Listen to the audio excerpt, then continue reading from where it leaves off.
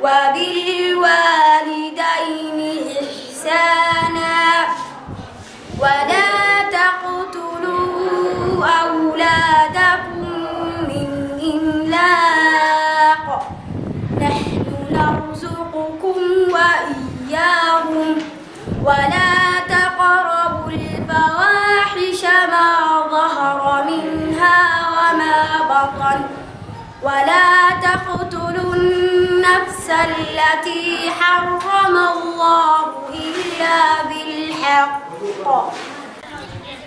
أعوذ بالله من الشيطان الرجيم. يوم يجمع الله الرسل فيقول ماذا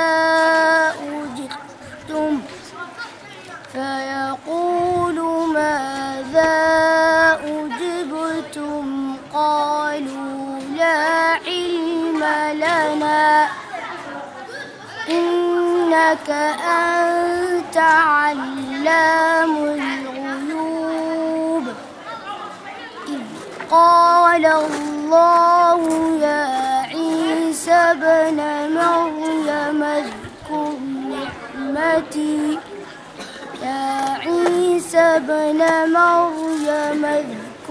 نعمتي عليك وعلى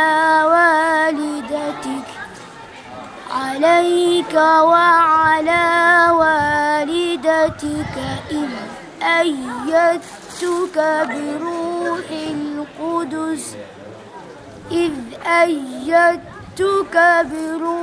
القدس تكلم الناس في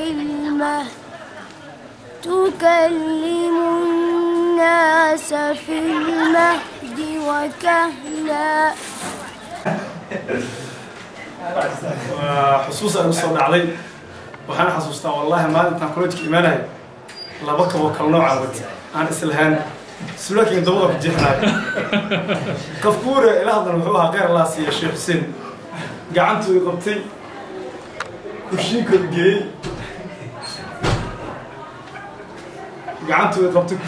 geey hal ku horeeyay wuxuu ahaa wardiiri geelba wiilkan quraacsi maanta alxamdulilah nin weyn ahay jaamacad ka baxay macallin marna macallin iskuul ka shaqeeyo marna dhakhtarnimo ku shaqeeyo oo nursing ku shaqeeyo ilaaha maanta kadib maanta waxaa iska leh imaam Nawawi intaas soo gaarsiisay iyo dadka soo taakulan jira maasantiin الحمد لله والصلاة والسلام على رسول الله صلى الله عليه وسلم. أولا أبدأ اسمي عبد الفتاح حيدر يوسف. التحقت بمركز إمام النووي وأنا آنذاك في السابعة من عمري، وتخرجت وأنا في السادسة عشر من عمري، وابتدأت في تعليمي أولا من كتابة حروف الهجائية حتى اكتملت من مدارس الأساسية مرحلة إعدادية، ثم التحقت بمدرسة إمام الشافعي ودرست فيها سنة واحدة، ثم اكتملت دراستي الثانوية بمدرسة الشيخ يوسف الكونين الثانوية، وبعد ذلك التحقت بجامعة مقدشو في كلية التربية قسم العلوم الاجتماعي، واكتملت بها دراستي، وإن شاء الله سأبدأ خلال هذا الشهر ماستر ديكري، القسم الديكري الماستر سأبدأ إن شاء الله. وتزوجت في 2010 ولي الآن والحمد لله ابنين. ثم أهني كل من ساهم بهذا العمل ودعم بتقديم مساعدات للأيتام مثلي لولا إمام النووي لما اكتملت رعايتي وتكملتي الدراسة وما أصبحت جامعيا الآن. وأطلب كل من ساهم بهذا العمل أن يواصلوا ويركزوا مساعداتهم أولا بداية من الآن، لأن في هذه المدينة أكثر أيتام من ذي الأول.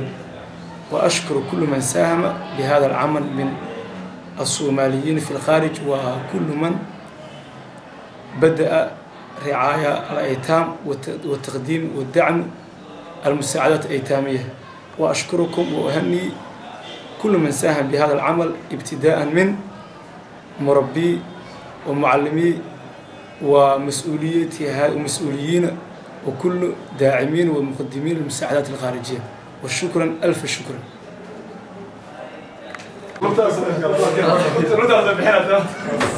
السلام عليكم. مركز أنا كعلي مركز ما شاء الله إمام النووي غير الله سيب وقولك بقول الله هذا ما يلوي بكره واحد حصصنا مركز قيبتي حق إمام أنا وجوه مركز ماشي حالك أنا ضاوعة أو أنا روحي حتى بسعون كريم برت الله دويت الله وحتى واحد يمر صلوك تهاف كريم يمر أنت معنا وجس لك يستي محلك أنت كرسي حرفضنا كجامنا واحد جي في جرا مركز لما تجي تحت المال نسحبك يكون جاب هذا كور ماشي اللي يقدر يجري ماشي استار اللي يسدين اللي يجري محمد عبد إنه هاي عملنا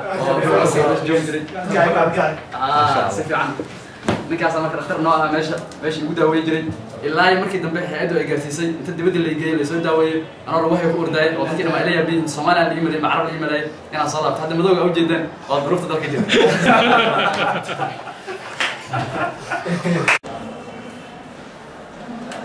بسم الله الرحمن الرحيم. الحمد لله رب العالمين والصلاة والسلام على رسول الله وبعد. magacayga waa Bashiir Ali Ahmed waxaan kamid ahaa ardayda ku soo barbaartay college-ka ama college-da madrasada ama macad Imaam An-Nawawi lirعاية الأيتام oo ku yaala degmada Hodan gaar ahaan African Village hadda da'daydu waa 23 jir college-da waxaan soo galay anoo da'daydu tahay 9 sano waxaan ku soo bilaabay ama waxaan meeshaan ka soo bilaabay waxbarashadeeda tamhiidiga ah oo aan laga soo bilaabay alif beetada ama alif baata laga soo bilaabay waxaan soo bilaabay qaar la soo Cabdulqaadir horteeda fadhiya waxa barashada hadda heerkan ka maraayo ilaa kuleejada waxaan ku soo gaaray dugsiga dhexe fasalkiisa 8aad kadib dugsiga dhexe waxaan ka dhameystay iskoolka kadib markuu iskool isku bedelay oo aqoonta laga saaray Imaam An-Nawawi kadib haddana dugsiga sare waxaan ku dhameystay madrasada Imaam Shaafici hadda shaqo ma qabto online waxaan ahay kaliya arday dhigta Blasphemy University Faculty of Pharmacy xaasle mihi oo waxaan haystay wiilis waxaan haysan galaan ahay mustaqbalka marka waxaan rajeynayaa Ilaahay hadduu gaarsiiyo arday wixii laga rajeyn lahaa kolle inuu waxbarashada sii dhameystiro ama degree sare uu ka gaaro fikradeyda marka haddii Al-Haramayn ama aan dhahay Imaam An-Nawawi la'aantiis meesha macadka aqoonta la'aantiis dhici lahayd waxaan isleeyahay kolle waxaan ka mid noqon lahayd Ilaahay qadartiis waxaan ka mid noqon lahayd dadka loo yaqaan street child ama dadkan kuleysyaasha ama caruurta jidka saxata Ilaahay ugu hanuuniyo ama tusay inaan college-kaas ka mid noqdo aqoonta ku soo barto wax ka barata waxaan markaa mahadnaq u jeedinayaa in alla inta gacan ka geysatay barbaarinteeda iyo in aan wax soo barto iyo in aan ka mid noqdo qof maanta mustaqbalkiisa ama wadada wanaagsan iyo wadada xun kala garan kara waxaan markaa codsi u jeedinayaa dhammaan in alla inta waxa la wixii agency waxa la wixii hay'ad gaar ah leeyahay ama mid dawlad mid yarta noqoto ma kala saarayo iyo gaar ahaan dadka Soomaalida ay wax baxsan kara Ilaahay wax siiyay in aqoontaas annaga la mid ah ama naga liidato maanta dadka ku sugan inay wax la qabtaan si mustaqbalka wanaagsan ay u badbaadiyaan sababta mustaqbalkooda waxa ku xiran mustaqbalka dalka. Assalaamu calaykum wa rahmatullahi wa barakatuh.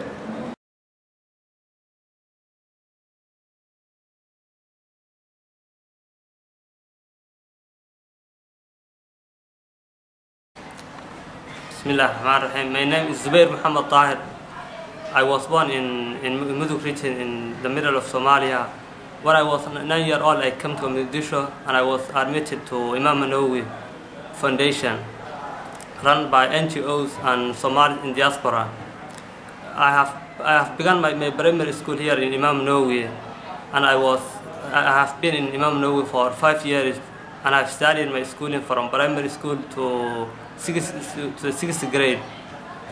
I have given to all support here in Imam An-Nawawi, my food, my clothing, and all support I have given here by beneficiary, by benevolentists, mostly Somali diaspora in in abroad and other benevolentists such as NGOs, Islamic NGOs, international NGOs.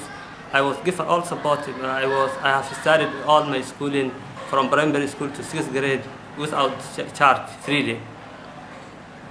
If I was not given this opportunity to enter Imam Nawawi, I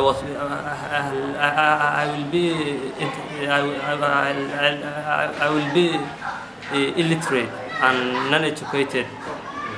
When I finished my primary school here in Imam Nawawi, I have transferred to Imam Shafi'i, where I have completed my intermediate school and secondary school. Then I have got a scholarship in Jordan. I have studied medicine. I have been studying medicine for 7 years, and I become general practitioner. I have returned to Somalia five months ago, and I have begun working with Iranian Red Crescent, which operates in Somalia. I have worked with Iranian Red Crescent for three months. Then I have moved to MSF, which is Doctors Without Borders, Medicine Sans Frontiers. Now I work with Medicine Sans Frontiers, Spain, MSF Spain, which operates in northern Somalia, Karan, Yakshiid, and Udachir and Darkenle. I have been working with MSF Spain for 3 months.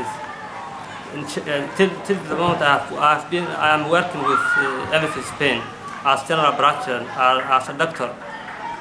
I'm going to thank all my teachers who taught me for ABC in Imam Nawawi, and my headmaster Shuksan and Adnan, and all my teachers. I am thanking them from all my heart, from the bottom of my heart. Bismillah. Alhamdulillah wassalatu wassalamu ala rasulillah wa ala alihi wa sahbihi wa sallam ajma'in. اسمي عبد الفتاح إسحاق إبراهيم. التحقت بمركز الإمام النووي وكان عمري آنذاك 12 سنة، والآن عمري 31. ختمت فيه القرآن، وختمت أيضا المرحلة الابتدائية والمتوسطة. بعدها التحقت معهد محمد بن نصر المروزي، وبعد ذلك التحقت الجامعة الإسلامية كلية التربية قسم اللغة العربية. العمل كنت أعمل شركة حوالة قرن إكسبريس. في المستقبل أود أن أكون بروفيسور. أشكر وأهنئ لجميع من ساهم على تمويل أيتام إمام النووي، خاصة المديرين وجمعية الإمام النووي والمعلمين والطلاب، وخاصة الذين يقومون الآن في هذا المركز أو في هذا المكان. أطلب من الهيئات التي تخص على تمويل الأيتام أن تمول الأيتام مركز إمام النووي. الفوائد: مركز إمام النووي هو السبب من أن أكون متخرج جامعي، لولاه لما كنت ما أنا عليه الآن. والسلام عليكم ورحمة الله وبركاته. My name is Abu Bakr Maalim Abdullah. I'm now 29 years old.